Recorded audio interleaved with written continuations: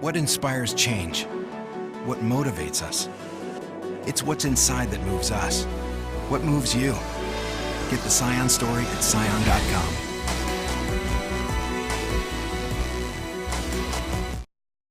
The Guam Power Authority is asking the Public Utilities Commission to approve a rate increase of 2.2%, which equates to about $11 million. Expressing his frustration, Attorney John Durking wrote a letter as a concerned consumer to CCU Treasurer Joseph T. Duenas.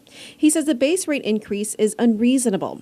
However, in response to Durking's concerns, CCU Chairman Simon Sanchez disagrees, saying this latest request is a modest one. In fact, he says it's lower than what GPA had originally proposed. When GPA management came to us, we cut their request significantly. Their request was closer to 6%, now it's down to 2%. Sanchez also emphasizes that even if this increase is approved by the PUC, power bills will still be lower than what they were 2 years ago. The base rate is still lower today than it was 2 years ago, okay?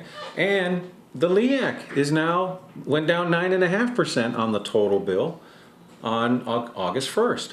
So your power bill today is lower than it was a year ago, and even if they grant the base rate increase on October 1st, it'll be lower than it was 2 years ago.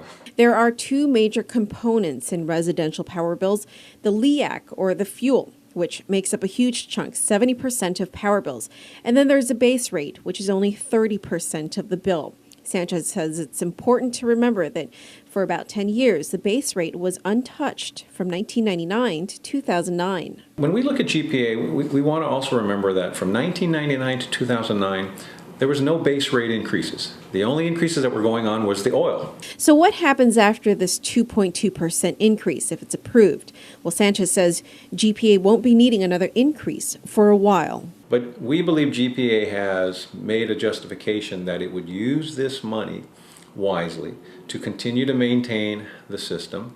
And by allowing this last increase and allowing us to borrow some money, there will be some legislation introduced very shortly by Senator Atta. By borrowing this money and having this small rate increase on October 1st, we think we can avoid a base rate increase for the next 7 years. Sanchez also responds to Durking's assertions that GPA maintains a policy of penalizing Guam consumers. Though Sanchez agrees with Durking that consumption has gone down, he justifies GPA's decision, saying less consumption doesn't mean lower rates. About a decade ago, GPA built an entirely new system in an effort to bring an end to load shedding. This was during a time when oil was just $6 a barrel. The result was a new and improved system that was built to cater to a growing demand of oil. But as oil prices went up, consumption went down. Meanwhile, GPA's obligation to pay for that newly built system remained.